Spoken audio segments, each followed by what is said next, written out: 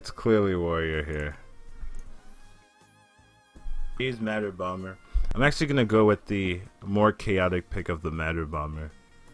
I'm a very control heavy player, so Gears usually does not do much for me because I always tend to have cards in my hand. And Auctioneer is fine, but I like having I like playing Matter Bomber in an empty field and seeing if it can do some work here, especially as a warrior. The enraged targets are available, so I'd pick Matter Bomber here. Clive Payne Matter Bomber synergy. Draw infinite cards. Not bad to me. I really like Force Tank, just a big drop that you can play to stabilize in the late game. It's one of my favorite cards as a control player. Call Master is really good. It's one of my signature cards, but it does not edge out the Force Tank Max here. And Mechanic's probably the weakest. Alright, so here, easy cleave. Infantry and Warbot, just not strong cards at all. It was very strong where the Inner Rage and the Grunt are not. Easy Myro Machine. Very strong card with a Kobold Geomancer, a Cogmaster. Not too strong of a card. Finally we got some weapons. Warrior relies on the weapons, so if you don't have weapons, it's not going to be that strong. So easy card here, easy pick here. Alright, so Warbot, the reason why I don't like cards like Warbot is a lot of times inconsistent. Even if 3 out of 4 times the Warbot does get the Enrage, which is not going to happen. That 1 out of 4 time, as a control player, it loses you more games. So I really don't like cards like Warbot, cards like Mystic, cards like, you know, just inconsistent cards I tend to avoid, and I tend to pick up cards that I can very much always always be able to top deck and still do well. Alright, when I play Warrior, I really tend to pick up heavy weapons. So I pick up the Reaper here over the Korkron Elite, even though Korkron Elite's not too bad of a card. Interesting. Young Priestess is a 1-drop, and it's not a bad 1-drop. All things considering, and Swordsmith is just too weak. It almost never does anything, so I'll take out the Young Priestess over the Master Swordsmith. Alright, I'll take the Broom. I really do not like Silence in the arena. As a control player, a lot of times Silence doesn't do nothing. I say something a lot. Silence is an Elven Archer, and next time you have a Silence and you're in arena, see what it does. See if it's better or worse than an Elven Archer. Like you'll silence like a Divine Shield, or you'll silence like a Harvest Golem. You know, it just ends up being not as significant as you might imagine. So I tend to avoid this silence, and I'll pick up the Brewmaster here. Oh man, do I pick this up? Every time I pick this up, I've been super disappointed in it. But considering the other 2 picks, it almost feels correct. Right, Tauren Warrior is just so weak, and Argent Squire. I think this card.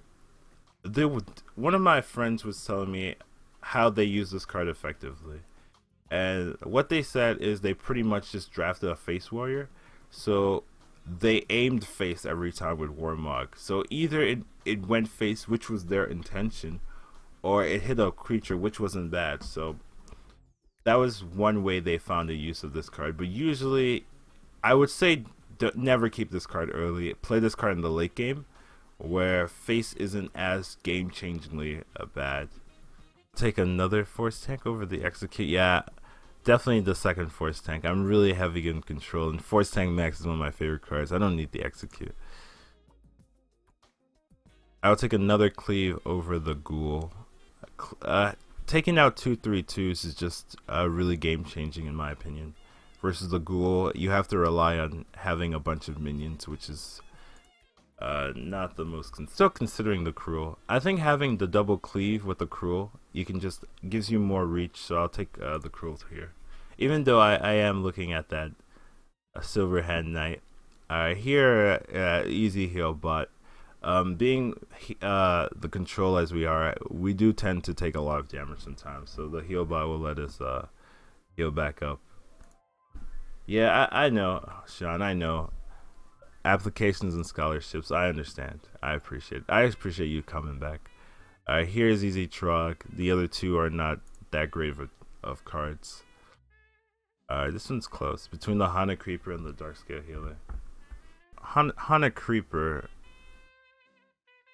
It works really well with the Cleaves. It works really well with the Cruel Taskmaster, and just is a really good 2. Where the Dark Scale Healer is just a nice 5, gives you heal, but I don't think we need that. I think we need more consistent 2s in this deck. With the double Force Tank, the Force Tank max will like do a lot of work for us, so we don't have to rely on the late. We don't have to pick up so much more late game with the double Force Tank. So I'll take the Hana Creeper. Give us more flexibility with the Cleaves and whatnot.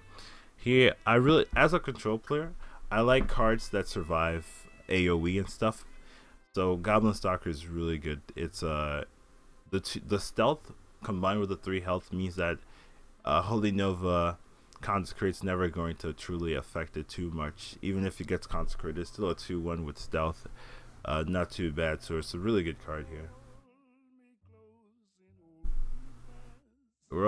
I like the vibe of this channel. Yeah, we're all family here. Yeah, it's a good community. It's a really good community. What this channel is. The really cool thing about this about my stream is that you can talk to me even when I'm not streaming. I just have a Skype that anyone can add if you want. Just add Educatedcollins on Skype, and if you have any questions, and then within the Skype I have a Skype group, so that's like all the people who are mods are just in the group, and I know them and I talk to them off stream, so they're very trustworthy people. So if you're interested in that, just add me on Skype, and I'll toss you into the group, and you can introduce yourself, and they'll be willing to help you out. Like a lot of these people, they've blossomed in this community, and they've stand on their own 2 feet. So it's pretty cool. I hope everyone knows we're taking Sunwalker here. Yeah, there's also a TeamSpeak I should mention. Thank you, Clapper guy. I also have a TeamSpeak if you're interested in TeamSpeak. So there's a lot of things in this stream that even outside of the stream that you can interact with. It's not just I'm not just a dude that you can never talk to. It's very easy to talk to me. You just add me on Skype. You say hello. I say hello back, and we talk about Hearthstone or life or psychology or girls, whatever is on your mind. It's pretty fun. I enjoy it. Alright, we pick up the Yeti here, and then this one's close. Do we pick up an Execute or a Silverhand Knight here? One Execute seems really fine, but I really like having the big Silverhand Knight as well. I actually like the Silverhand. No, I think the Execute's probably better. One Execute is just safer in the deck, so I'm gonna go with the Execute. We do have the Matter Bomber Execute kind of thing. Ooh, I really like Slam in the Warrior deck. It's like a Bluegill Warrior that draws your card, which is very significant at times, so I really like the Slam here. Bloodsilk Raider is also not bad, but Slam's a favorite of mine, especially in control decks like this one. Demolisher seems okay. It really does seem okay. And the fact that we don't even have that many 3s just makes Demolisher seem a lot better as well.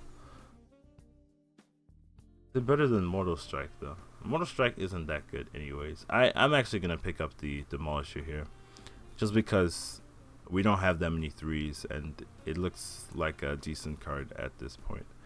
Ooh, big Ogre. I like the Ogre here. We need a little bit more late game to make me happy, and Ogre is one of them. Ooh, Mech Warper or a Weaponsmith. I'd have to look at the deck. Every time I see a Mech Synergistic card, like an actual Mech Synergistic card like Mech Warper or Tinkertown Technician, I look at all the mechs to see if it's worth considering the synergy. And here we have 1 mech here, we have 2 mechs here, we have 3 mechs here. So we have 3 and then 4, 5, but that doesn't, I don't know if that really counts. We only have like 3 low cost mechs, and that's okay. but I don't think it's worth passing up the weaponsmith here. So I'll like kick the weapon here.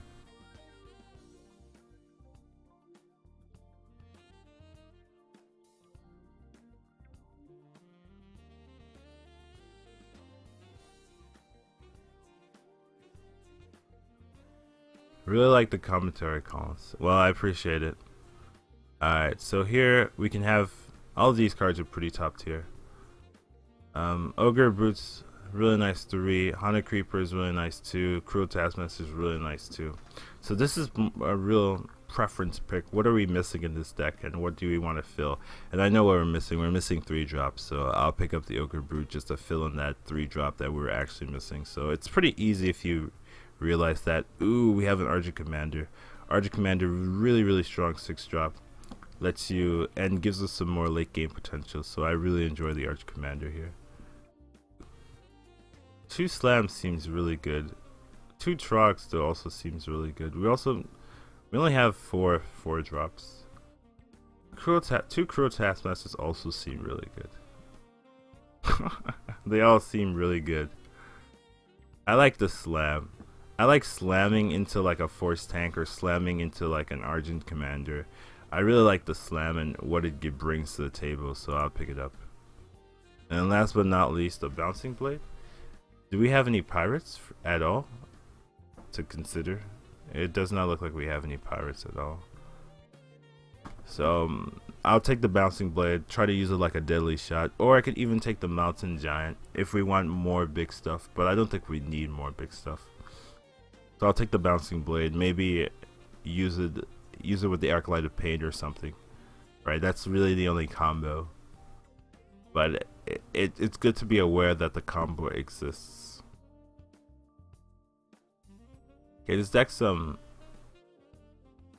got a good curve and good cards, and then it has that double force tank for the late game, and then it has like a Healbot Reaper. It has a decent amount of weapons. It's got the double slam, double cleave, and execute a priestess. Looks good.